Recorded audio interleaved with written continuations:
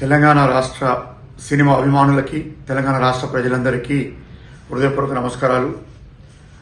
ముఖ్యంగా తెలంగాణ ప్రభుత్వం ముఖ్యమంత్రి గారు గౌరవనీయులైన రేవంత్ రెడ్డి గారు తీసుకున్న నిర్ణయం టికెట్లు పెంచను, మరి ఎక్స్ట్రా షోస్ కూడా ప్రైమరీ షోస్ పర్మిషన్స్ లేవు మా తెలంగాణలో, ఎవరు చెప్పినా ఇదే క్వశ్చనే లేదని చెప్పడం జరిగింది.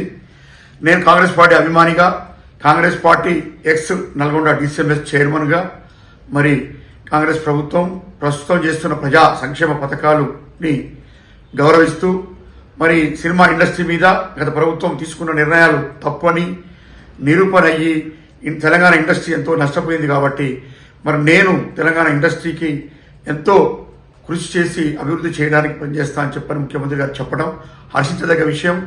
దానికి సినిమాటోగ్రఫీ మంత్రివర్యులు మన కోమటిరెడ్డి వెంకటరెడ్డి గారు కూడా మరి దాన్ని బలపరుస్తూ తెలంగాణ ఇండస్ట్రీ అభివృద్ధి కోసం మేము ఉన్నాము అని చెప్పడం మాకు ఎంతో సంతోషించదగ్గ విషయమైంది.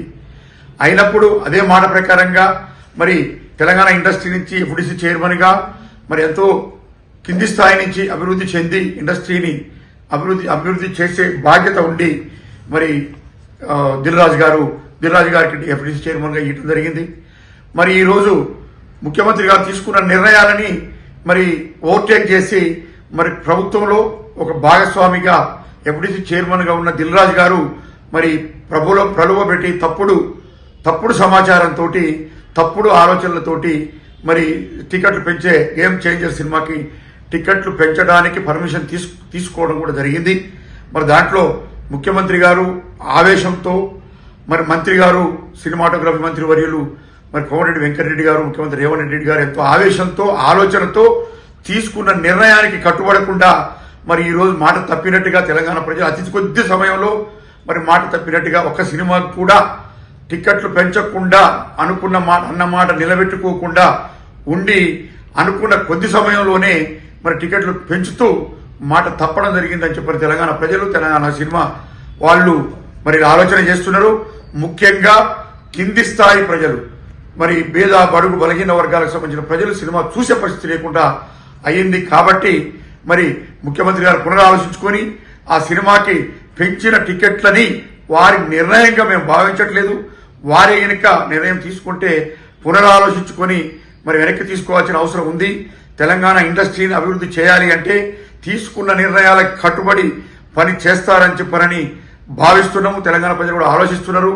మీరు ఇదే మాట మీద టికెట్లు పెంచే ఉద్దేశం వెనుక ఉండి చేస్తే మాత్రం ప్రజా వ్యతిరేకత మరి చవి చూడవలసి వస్తున్నది అని చెప్పని గౌరవ ముఖ్యమంత్రి గారికి, ప్రభుత్వానికి విన్నవించుకుంటూ, దిల్ రాజు గారికి తప్పుడు సమాచారం ప్రభుత్వానికి ఇవ్వకుండా సొంత లాభం కొంత మానుకొని సంపాదించుకున్నది ఇండస్ట్రీలో చాలా చేసినావు కాబట్టి మరి సొంత ఆలోచనలు మానుకొని ప్రభుత్వాన్ని, ప్రజలని సంక్షేమ పథకాలు అమలు పరిచే విధంగా అనుకున్న మాట ప్రకారంగా ఇండస్ట్రీని నిలబెట్టే విధంగా ప్రభుత్వానికి సహకరించాలని చెప్పని, ముఖ్యంగా తెలంగాణ ఇండస్ట్రీ అంటే ఒక దిల్ రాజే కాదు, దిల్ రాజు ప్రభుత్వాన్ని, సీఎం గారిని, మంత్రి గారిని కూడా తప్పుదోవ పట్టిస్తున్నాడు.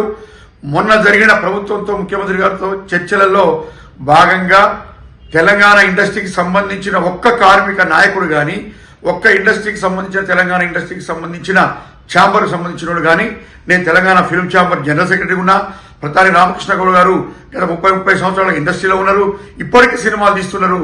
అక్కడికి వచ్చిన పెద్దలలో అంతా రిటైర్మెంట్ ప్రొడ్యూసర్స్, ఆర్టిస్టులు వీళ్ళే వచ్చారు తప్ప, యాక్టర్స్, డిస్ట్రిబ్యూటర్స్ వచ్చారు తప్ప తెలంగాణ ఇండస్ట్రీ లైవ్ ప్రొడ్యూసర్స్ కానీ లైవ్ ఆర్టిస్టులు కానీ ఎవరు రాలేదు. మరి అది గ్రహించాల్సిన అవసరం ఉంది. ఎప్పుడు గతంలో ఏదైతే జరిగిందో మళ్ళీ ఇప్పుడు కూడా అదే ఇండస్ట్రీకి అన్యాయం జరిగింది అనుకుంటూ, మాటలు చెప్పుకుంటూ మళ్ళీ అదే కొనసాగించే ప్రయత్నం చేస్తున్నాడు. దిల్ రాజు గారి ఇండస్ట్రీని భ్రష్టు పట్టించడమే కాకుండా దివాలా దిగే స్థాయికి తీసుకుపోయే పరిస్థితి దిల్ రాజు గారు. ఇండస్ట్రీ అంటే ఒక దిల్ రాజే కాదు, ఇండస్ట్రీలో లక్షల మంది, వందల మంది, వేల మంది, కోట్ల రూపాయలు పోగొట్టుకున్న ప్రొడ్యూసర్స్ వీళ్ళందరూ ఉన్నారు. వీళ్ళు ప్రభుత్వానికి దగ్గర కాకుండా మధ్య గోడగా నిలబడి మరి ఇండస్ట్రీని సర్వనాశనం చేస్తూ ప్రభుత్వాన్ని, పోయిన ప్రభుత్వం కూడా ఇయ్యే తప్పుడు సలహాలు ఇచ్చి మరి అతనే పెద్దగా ఉండి మరి ప్రభుత్వాన్ని భ్రష్టు పట్టించిన పరిస్థితి ఉంది. మరి ఇప్పుడు కూడా ఈ ప్రభుత్వానికి మధ్యలో నిలబడి, మనం ప్రభుత్వానికి ప్రేక్షకుల మధ్యలో నిలబడి, మరి ఇండస్ట్రీకి మధ్యలో నిలబడి దోసుకునేందుకు ప్రయత్నం చేస్తూ ఈ ప్రభుత్వాన్ని కూడా తప్పుదోవ పట్టిస్తూ మరి ఈ ప్రభుత్వంలో కూడా ఇండస్ట్రీకి ఏం జరగకుండా ఉండే ప్రయత్నం దిల్ రాజు గారు చేస్తారు. కాబట్టి మరి దిల్ రాజు గారిని ప్రభుత్వం, ముఖ్యమంత్రి గారు, మంత్రి గారు వాస్తవాన్ని గ్రహించి వాస్తవాన్ని గ్రహించాలంటే కింది స్థాయిలో ఉన్న ప్రొడ్యూసర్ డిస్ట్రిబ్యూషన్ పిలుచుకుంటే ఆర్టిస్టులు పిలుచుకుంటే ఇండస్ట్రీని పిలుచుకుంటే తప్ప మరి కింది స్థాయి తెలంగాణలో ఇండస్ట్రీకి న్యాయం జరగదు అని చెప్పని ప్రభుత్వం గ్రహించాలా, ముఖ్యమంత్రి గారు గ్రహించాలా. దిల్ రాజుని పక్కన పెడితేనే సినిమా ఇండస్ట్రీ బాగుపడుతుంది. ఒక సందర్భంలో ఆయన ఒప్పుకుంటూ సినిమా ఇండస్ట్రీ మొత్తం సర్వనాశనానికి నేనే కారణం అని చెప్పుకున్నవాడు వాస్తవం. అవి కావాలంటే క్లిప్పింగ్లు కూడా ఉన్నాయి, ప్రభుత్వం దృష్టికి తీసుకొస్తున్నాము. దీన్ని గ్రహించి దిల్ రాజుని పక్కన పెడితే తప్ప ఇండస్ట్రీ బాగుపడదు అని చెప్పడానికి గ్రహించాలని చెప్పిన ముఖ్యమంత్రి గారికి, గౌరవనీయ ముఖ్యమంత్రి గారు రేవంత్ రెడ్డి గారికి విన్నవించుకుంటూ సెలవు తీసుకుంటున్నా. ప్రధాని రామకృష్ణ గౌడ్ గారు అధ్యక్షుడిగా, నేను జనరల్ సెక్రటరీగా మరి కొనసాగుతున్నాము.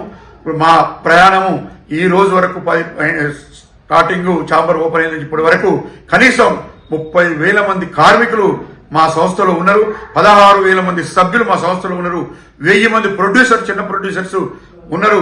మా Telangana film chamber of commerce నుంచి ప్రభుత్వానికి ఏ సలహా కావాలన్నా ఏ సహకారంగా మేము ఇవ్వడానికి సిద్ధంగా ఉన్నాం. ప్రభుత్వం ఒరిజినాలిటీని గుర్తించవలసిందిగా కోరుకుంటూ సెలవు తీసుకుంటున్నాను. నమస్కారం.